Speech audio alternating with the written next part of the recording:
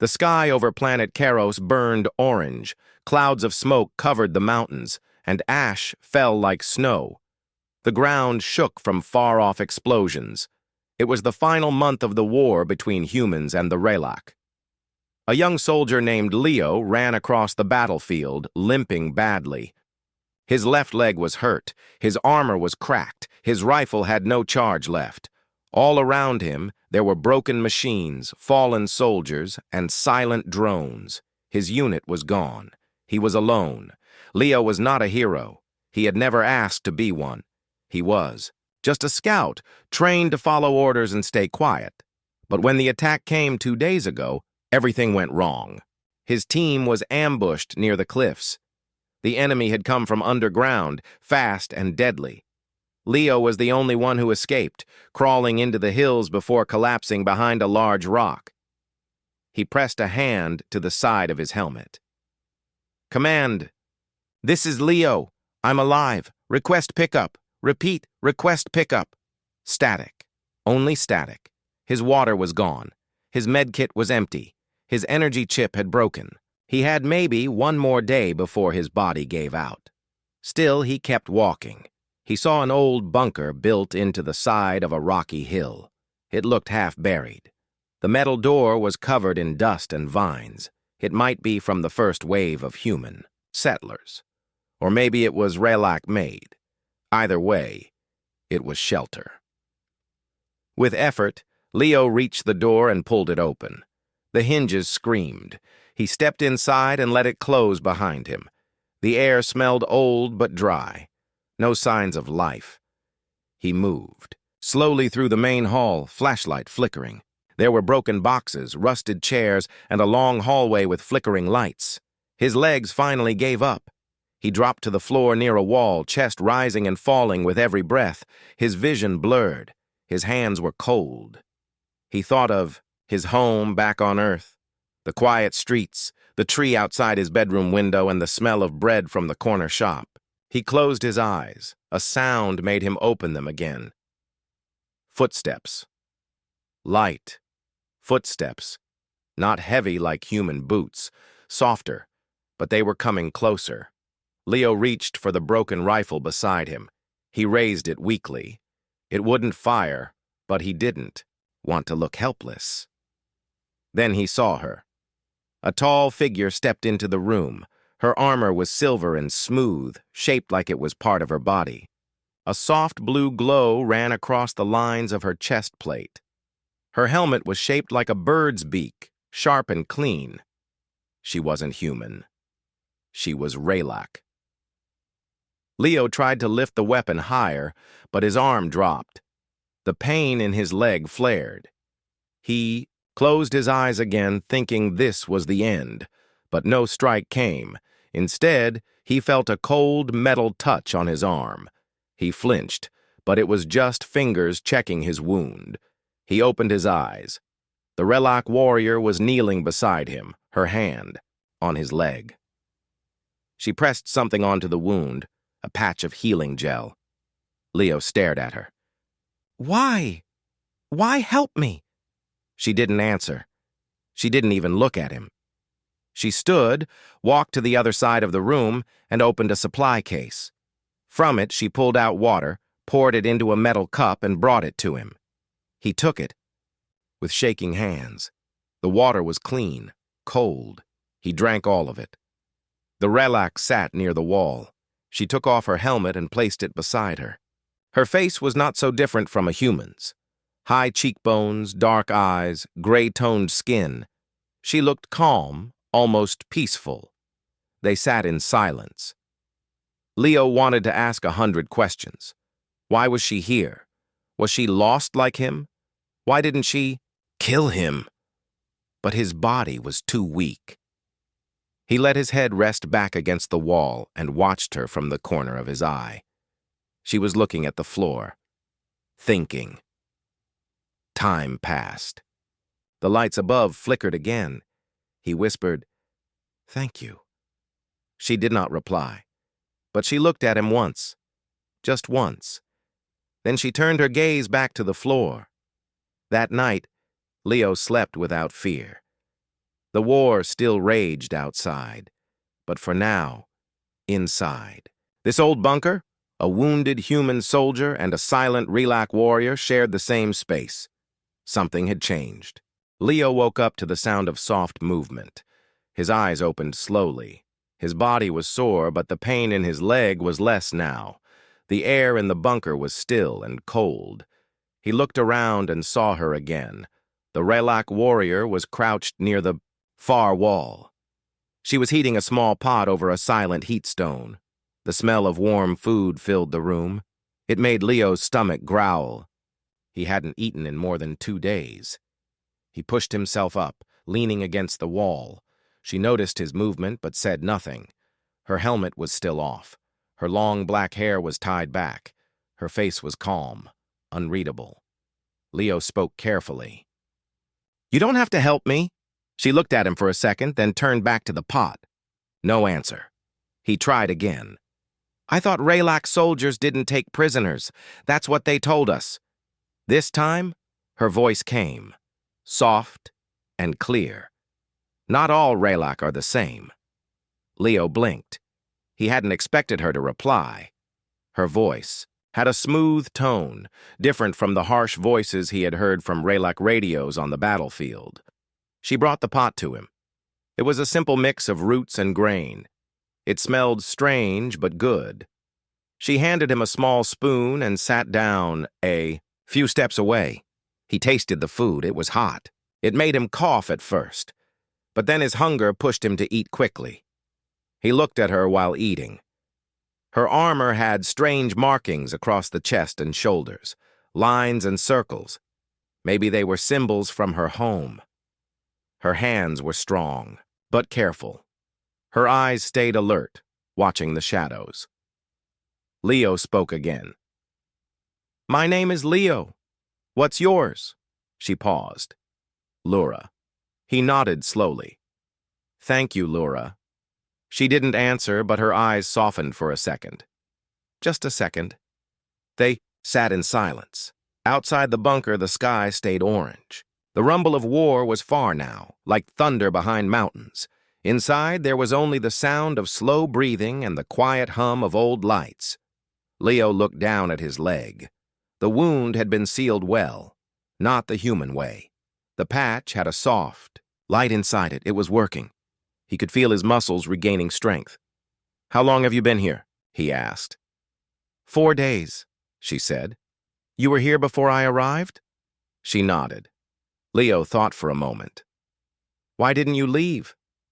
Laura looked at him with still eyes. "I was ordered to stay.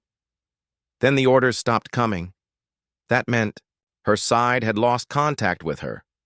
Just like him. 2 soldiers left behind by their sides, one human, one Relac." Leo leaned back against the wall again. His body needed more rest. But his mind stayed awake. "You didn't have to share food with me," he said. "You would have died," Laura answered simply. "Is that a problem for you?" She stood up slowly and walked to a metal cabinet. She opened it and checked supplies. Then she said, without looking back, "No, but I've seen too much death." Her words hung in the air like smoke. Leo didn't know what to say. He had lost friends in the war. He had seen cities fall, watched skies turn red, heard people cry through broken radios. But something about her voice told him she had seen more. He closed his eyes for a moment. Then a question came. "Do you think this war will ever end?" Laura was quiet. Then she said, "Only when both sides get tired of fighting." "Do you think that will happen?" She looked over her shoulder at him. "You're still alive. I'm still here. That means something." Leo didn't know if it meant peace, but it meant something, yes. Hours passed. Leo rested. Laura cleaned her gear. The old bunker felt less cold now. A small heater hummed in the corner. The walls no longer felt like prison walls. Later that night, Leo woke again.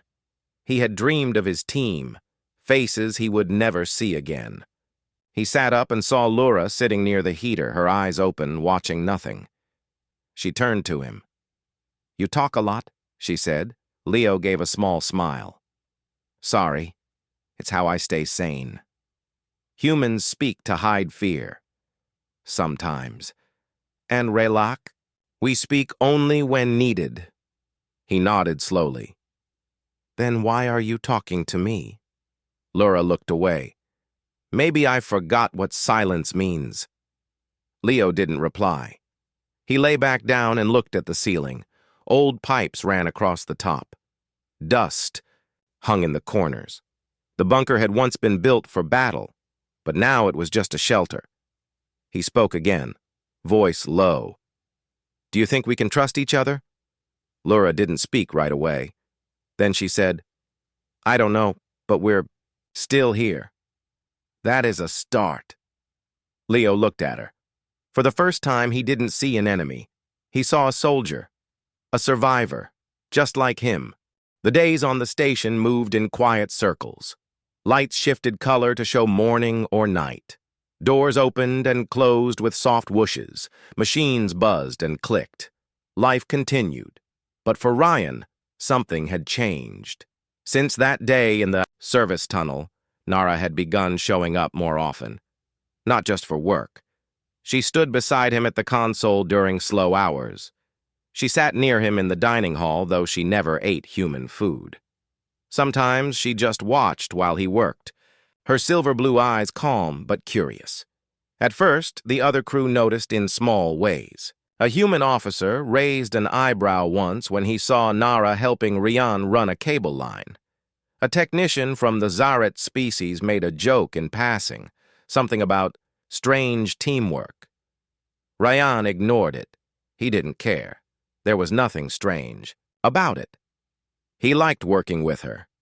She said little, but when she did speak, her words were always clear. She had questions about things he thought were normal, like why humans liked music with drums, or why they gave each other small gifts. One day she saw him writing something on a scrap of paper and stared at it for almost a minute. You write words even when no one will read them, she said. It helps me think, Ryan replied. Your thoughts go into the page? In a way, yes. That is human, he smiled. I guess it is. That day, she brought him something strange. It looked like a thin crystal square with lines of light inside. She placed it in his hand without saying anything. He looked at it. What is it? A memory, she said. From my home. You press the center. Rian touched the middle of the crystal. A soft light rose above it, not too bright. In the air, a small image appeared. A floating island. Trees with wide silver leaves. A sky full of purple clouds. It was quiet, peaceful. He stared. For a long time, that's your world? He asked. She nodded. It's beautiful. Her voice was soft. We do not go back once we leave. This is my only image of it. Ryan looked at the crystal again. Then he closed his hand around it and nodded. I'll keep it safe. Nara looked at him for a few seconds, then turned and left the room. Later that evening, Ryan sat alone in the crew rest area. He kept the memory crystal beside him. Other crew passed by, talking, laughing, eating, but none of it touched him. His thoughts were somewhere else. He remembered what Solon had said before. Sweet is not just a word. It is a kind of bond, rare, sacred. Ryan hadn't meant to say it, but now he felt like the word had started something. Something slow, careful, and strange, but not wrong.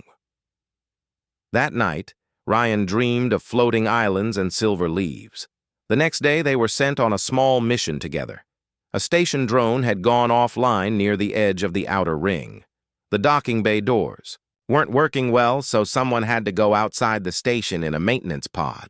Ryan was chosen. Nara asked to go too. They climbed into the small pod. The door sealed behind them with a click. Lights blinked on. The pod floated out from the docking area and moved toward the outer ring. Through the window, stars stretched in every direction. The twin moons of Virek glowed nearby. Space was quiet. Inside the pod, the hum of the engines filled the air. Rian leaned over the control panel. Should only take a few minutes. Once we reset the drone, it'll return on its own. Nara nodded. I have never left the station before. First time for everything. She looked out the window. It feels wide. Terrifying or amazing? Both. They reached the drone. Ryan used the pod's arm to hold it steady. He opened the access panel and typed a few codes into the control screen. The drone lights blinked, then turned green. It was fixed.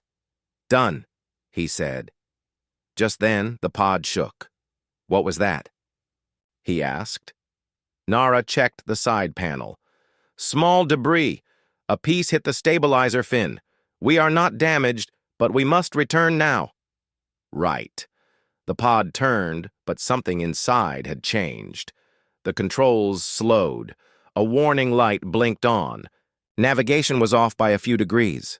We'll need to adjust manually, Ryan said. It'll take longer. They drifted in silence for a while, letting the pod move slowly toward the station. Nara finally spoke. Do you remember the word? Ryan turned toward her. I do. You said it when I was afraid. I didn't know what it meant to you. You still said it, he nodded. Yes. Nara looked out at the stars again. You should not use it unless you feel it. I didn't use it by mistake, he said. It just came out, like breathing. She turned toward him. Her eyes were steady.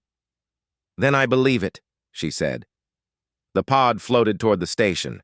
Lights on the docking doors blinked in welcome. Their shift would end soon. The mission was almost over. But Ryan knew something had started out here.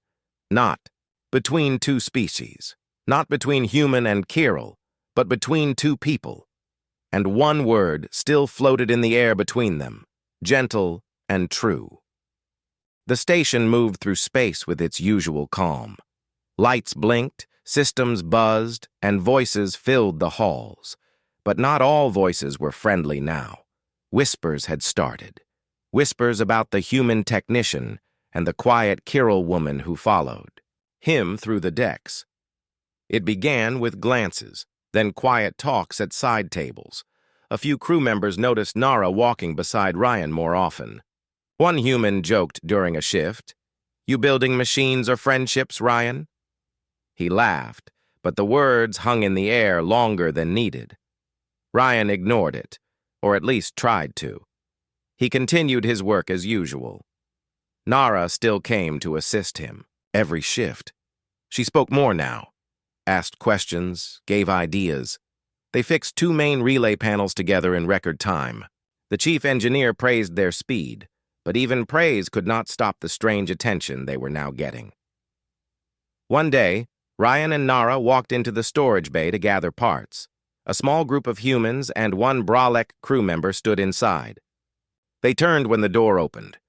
Silence filled the room. Ryan stepped forward. Just here for supply units. No one spoke. But one of the humans, a man named Drex, looked at Nara with narrow eyes. I didn't know Kirill's cared about human parts, Drex said. Ryan paused. She's helping me. Helping or watching? Drex asked. Nara stayed quiet. Her face showed nothing. Ryan kept his voice steady. We all work for the same station. Same rules? Same repairs? Drex shrugged and turned away. Sure. Just strange, that's all. Ryan picked up the supply box and left with Nara. In the hallway, Ryan glanced at her. You okay?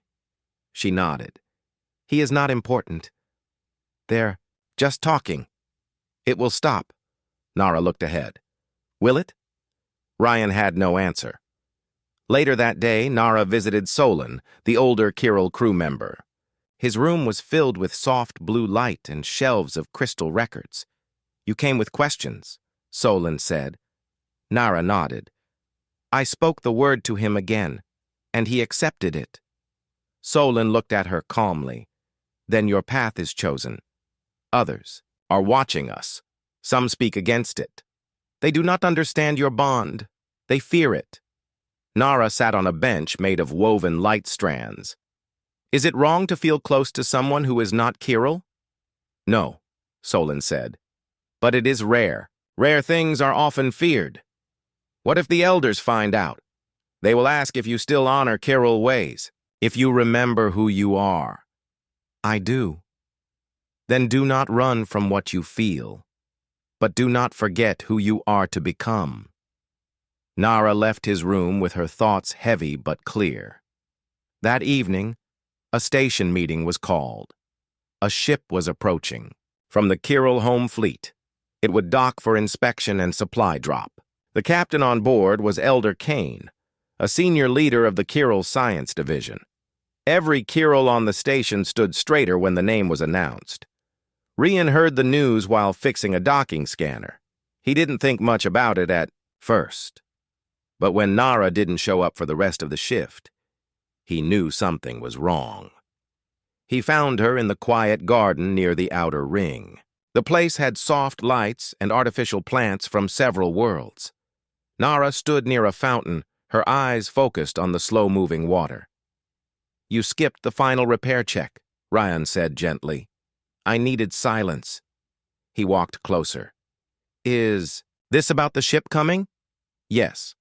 Elder Kane will ask questions. He will see everything. Ryan frowned.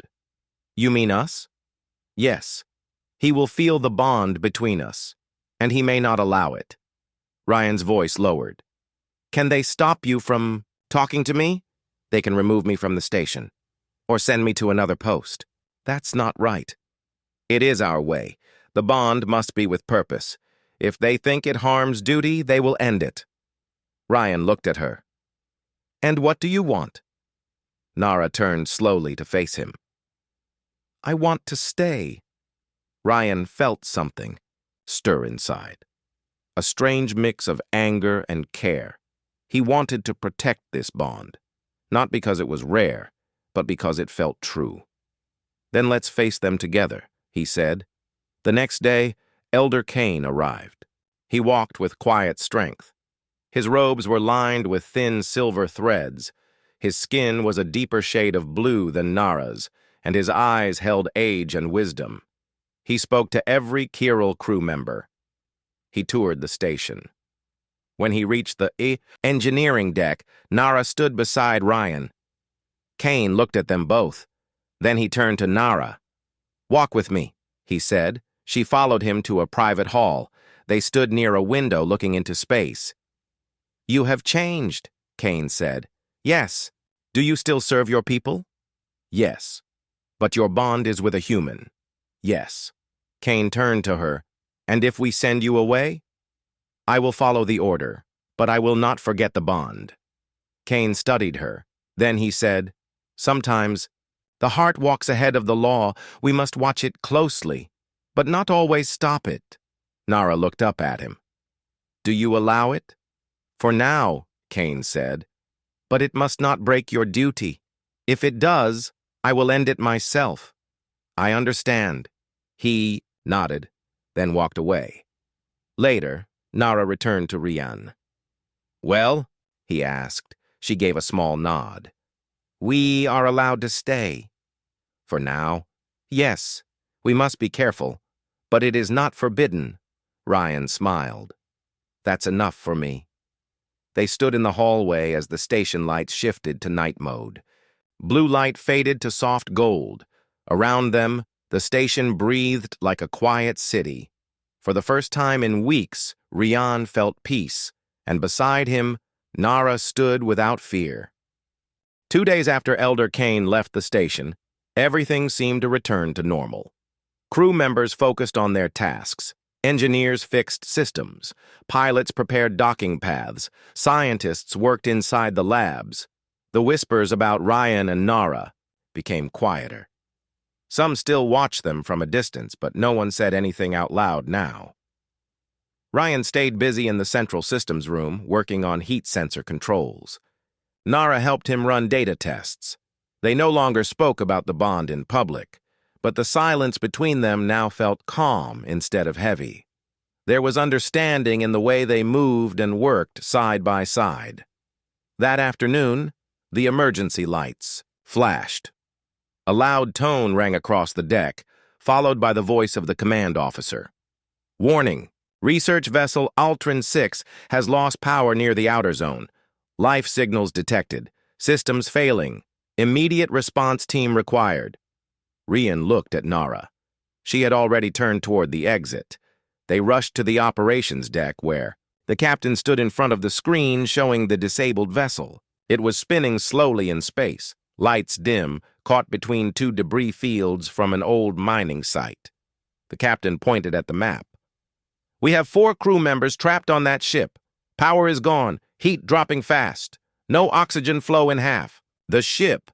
We need a team to go in, restore power, and bring them back. I'll go, Ryan said at once. The captain looked at him. You're qualified, but you'll need support. The inside of that ship is unknown. I want Nara on the team, Ryan added. There was a pause. The captain's eyes moved from Ryan to Nara. Then he nodded. Fine. The 2 of you leave in 10 minutes. Pod 9 is ready. Inside the small transport pod, Ryan checked the tools, while Nara activated the sensor maps. Outside the window, the dark shape of Altrin 6 came closer. Its hull was scratched, and one side was missing several panels. A weak beacon blinked slowly. Rian put on his headset. Docking in 20 seconds. Systems. Quiet, Nara said. No defense scans. Life signs are faint but active. 4 total. The pod locked into place with a soft clang. The hatch opened, and cold air rushed in. Their suits adjusted automatically, but the cold still pushed through the floor. The hallway inside was silent. Lights flickered weakly. Walls were covered in frost. It was clear this ship had lost power hours ago. We go together, Ryan said. No split paths. Nara nodded. Understood. They moved carefully through the ship, checking room after room. Finally, in the 3rd storage bay, they found the crew. 2 humans, 1 brolic, and 1 short species with smooth skin and glowing eyes. All 4 were weak, wrapped in old emergency blankets. We tried to call, one of them said. Everything shut down. You're safe now, Ryan said. Can you restore power? Asked the brolic. We're freezing. Ryan looked at Nara. We'll try. Stay here. This room is sealed and warmer. They left quickly and followed. The ship's mapped to the power core. When they reached it, the door was half open. Inside, sparks flew from one of the main panels. A control arm had snapped and knocked the core offline. Manual reset needed, Rian said. But the panel is unstable. It could short out. He'll go, Nara said. Ryan grabbed her arm. No, it's too dangerous. You cannot fit in that space. I can. He hesitated. We do it together. I'll hold the stabilizer arm while you reconnect the power rod. She nodded. We must move fast. Ryan climbed up and reached the heavy metal arm. It shook under his grip. Nara slid below and opened the core base. Cold air hissed out. Ready, she said. Now, Ryan shouted. She pushed the rod into the socket while Ryan held the shaking arm. Sparks shot across the panel. Lights above them flashed red. The floor trembled. Then the lights turned white. The power came back. Rian pulled back, breathing hard. You okay? Nara crawled out from under the panel. Her suit was marked with burn lines, but she stood without help. Yes, all systems are coming online. The hallway lights returned. Heat began to flow through the walls. The soft hum of life support filled the air again. They returned to the storage bay. The crew was already standing, feeling the warmth return to their hands and faces. You saved us, one said. Not me, Ryan said. We did it together. Back on the station, the pod returned safely. The rescued crew was taken to the med bay. Ryan and Nara stood together at the docking bay, watching the other workers run past them. A few minutes later, the captain walked over. You completed the rescue. You restored the ship. Everyone survived, he said. Good work, both of you. Ryan nodded. The captain looked at Nara. Some were unsure about this pairing, but today your teamwork saved lives. That speaks louder than opinions. He walked away. Ryan turned to Nara. You all right? Yes, she said. They stood in silence for a moment. Then Ryan reached into his pocket and took out the memory crystal she had once given him. I kept this safe, he said. It reminded me why you matter to me. She looked at the crystal, then at him. I trust you. I trust you too. No more words were needed. The mission had changed something. Not just in the eyes of the crew, but inside their own hearts. This bond was no longer a quiet spark. It had become a light. The station lights glowed steady and calm. Repairs were complete. The rescued crew had returned to their duties. Ryan and Nara continued their tasks as part of the systems team. But even as peace returned to the surface, something strange was happening underneath. Ryan noticed it first. During a routine systems scan, he found a data trail that did not belong. A small signal, repeating in code, came from one of the unused cargo docks. He checked again, and the signal vanished. He walked over to Nara, who was reviewing heat flow reports near the main console. I saw something strange, he said. She looked up. What kind of strange? A signal from cargo dock 12. But when? I checked again. It was gone. Nara's eyes narrowed. No ships are docked there. Exactly, Ryan replied. They moved to the dock without alerting the others. The lights inside flickered. Old crates stood untouched. The air was still and quiet. But near the far wall, behind one stack of panels, something clicked softly. Nara moved closer and pulled out her small scanner. There's a device behind this panel, she said. Ryan helped her pull the panel loose. Behind it, a black box with blinking green lights was attached to the wall. Wires ran from it into the power lines. It's not human tech, Ryan said. Nara touched the side. It's from the outer tribes. This is a signal repeater. It copies station data and sends it outside. To who? I don't know, she said. But if they're watching us, they've been doing it quietly for a long time. Ryan tapped his comm. This is Ryan. Report to security. Unknown device found in cargo dock 12. Possible enemy spy tech. Send lockdown alert now. Within minutes, alarms rang out. The captain arrived with 2 guards. The device was taken for study. The station moved into silent red mode, which meant outer signals were blocked, and all crew stayed indoors. Hours passed. Then the council called for an emergency meeting in the main hall. Ryan and Nara stood in the back row. The science officer stepped forward. The device is very old but active. It has been collecting movement logs, system data, and crew records. It sends updates once every 2 days. We trace the signal. It goes to a hidden satellite, then into deep space. We believe a shadow faction from Nara's world placed it here long ago. Murmurs rose in the room. Some eyes turned toward Nara, but she stepped forward, calm and strong. I am not part of them, she said. If I had known, I would have reported it. The factions were broken years ago, but maybe some remained hidden. The captain nodded slowly. You saved a crew last week. You risked your life. You are trusted here, but this threat is serious. We must act fast. He turned to the crew. We will send a small team to the signal satellite. We must stop the data flow. If we delay, whoever is watching will know we found the device. Ryan stepped forward. I'll go. The captain looked at him. You already risked much. I want Nara with me. The room fell quiet again. The captain thought for a moment, then nodded. You leave in 2 hours. Prepare a fast stealth ship. No signal leaks. In and out. Inside the small stealth vessel, Ryan adjusted the controls while Nara studied the path. Outside, space was calm, but tension grew as they neared the satellite's location. The satellite, appeared ahead like a small black spider in the dark sky. It spun slowly, its eyes blinking with weak red light. "We must land and shut down the core manually," Nara said. "If we destroy it from here, it may trigger a message to the sender."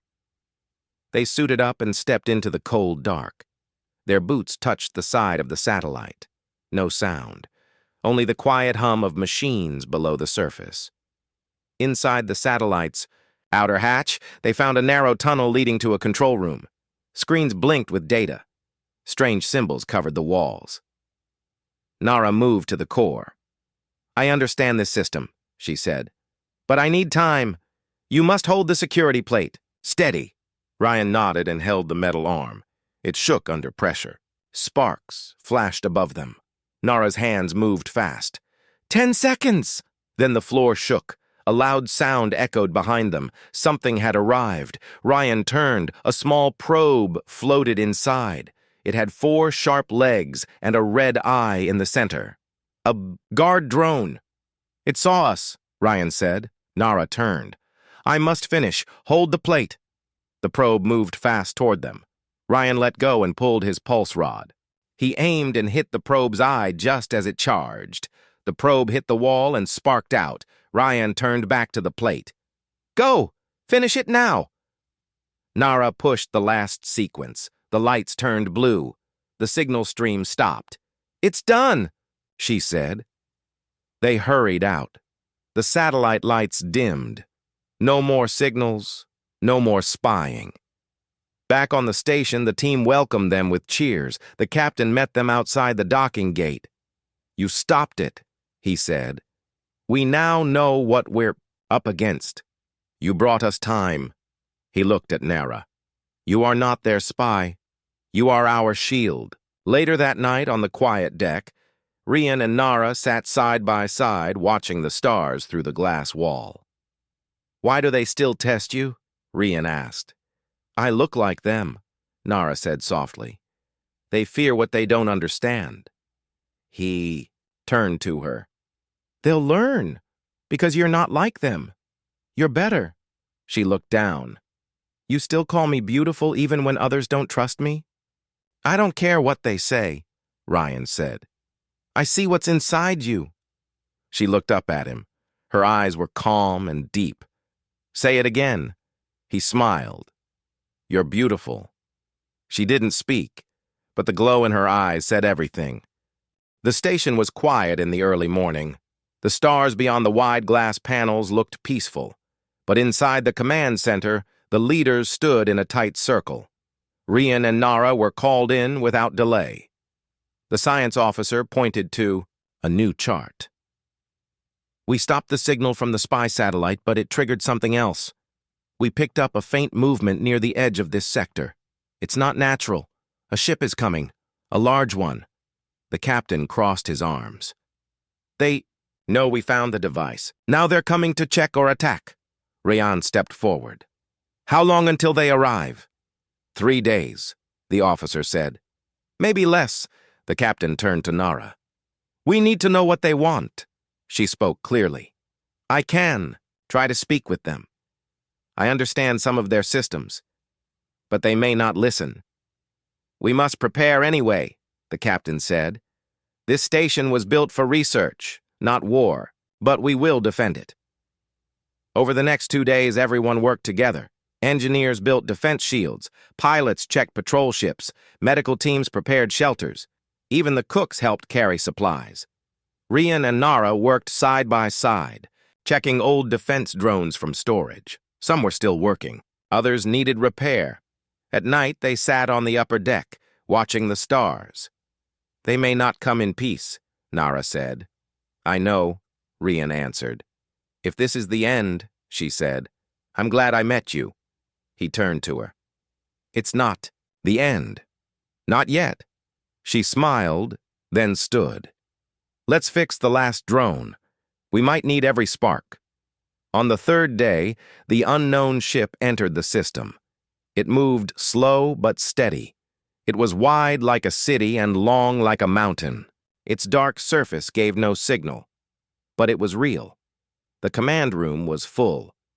Everyone watched the live view. The captain spoke into the comms. "Unknown vessel, this is Unity Station. Identify yourself. You have entered a peaceful research zone. Respond now." No answer. He tried again. Still nothing. Nara stepped forward. "Let me try." She opened the old tribal channel. The language was sharp and strange. Her voice was clear. After a moment, the ship sent back one message. It was only 4 words. "You broke the silence." The room grew still. "They know we found the device," Ryan said. "They think we're the enemy now." The science officer looked at the data. "They're powering something. Maybe a weapon." The captain made a choice. "We will try once more to talk. Then we defend." Nara sent another message. "We are not your enemy. We only protect our home. If you attack, we will fight." No reply came. The large ship moved closer. The captain gave the order. "Activate defense grid. Launch patrol ships. Prepare for contact." Ryan ran to the hangar. He climbed into his fighter. Nara followed. "I'm coming with you," she said. "You sure?" "I was raised in their shadow. Maybe I can stop this." Out in space, the patrol ships formed a line. The enemy ship opened a side hatch. Smaller crafts came out, fast and dark. They moved like shadows. No lights, no sound. The first shot was fired by the enemy. A red beam passed over the patrol line. One drone exploded in seconds. Ryan moved fast. His ship dodged between enemy crafts. He fired at the nearest one. It burst into blue sparks. Nara sent signals to the enemy in their old code. "Stop. We are not like the old ones. We only protect." No response. Ryan heard her voice through the link. "They don't listen.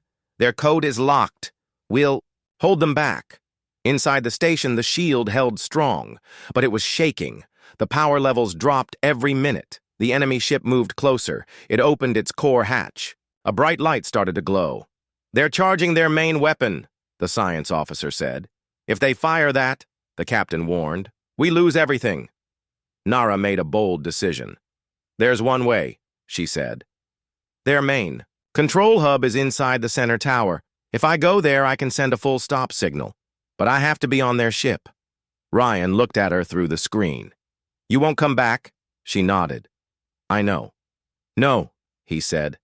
"I'm going with you. Then we both may not come back. I'd rather stand with you than watch you go alone." The captain listened in. "You have one chance. Take a fast pod and dock at the underhatch. Good luck." The small pod flew fast. Enemy ships tried to stop them, but Ryan dodged every blast. Nara held the signal disk tight in her hands. They reached the underhatch. It was not locked. They entered the large ship. Inside, it was cold and dark. Long halls stretched like tunnels. No sound. No guards. "They didn't expect visitors," Ryan whispered. Nara led the way. She knew the path. The old symbols still marked the walls. They reached the core room. At the center stood a tall metal pillar. Lights ran up its side. "This is it," she said. "If I connect the disk here, it sends the shutdown code. But only if they still follow the old system." She reached up and placed the disk. The pillar lit up. A voice echoed in the room. "Unknown. Key detected. Identity match. Legacy code active." The light dimmed. Outside, the enemy ships stopped. Their weapons powered down. The giant ship froze in place. Ryan looked at Nara. "You did it!" She fell to her knees. "I'm fine," she said. "Just tired." They turned to leave, but the voice spoke again. "Core override in progress. Restarting memory cycle." Ryan pulled her up. "Let's go. Now!" They ran back to the pod. Alarms started behind them, but they launched before the system locked them in. Back at the station, the command room cheered. "The enemy ship stopped," the officer said. "No more movement. All enemy crafts have returned to base." The captain smiled. They turned it off from the inside. When Ryan and Nara returned, the crew lined up to greet them. The captain stepped forward. You did what no one else could. You didn't destroy. You saved. He turned to Nara. You're not only one of us. You're a hero. That night, the stars were quiet again. Rian and Nara stood by the glass wall. She looked at him. I was born from their side, but now I feel different. You chose the right side, he said. She touched her face. I still don't understand why you call me beautiful. He smiled again. Because you are. Not just on the outside, but here. He placed his hand near her heart. Nara looked into his eyes.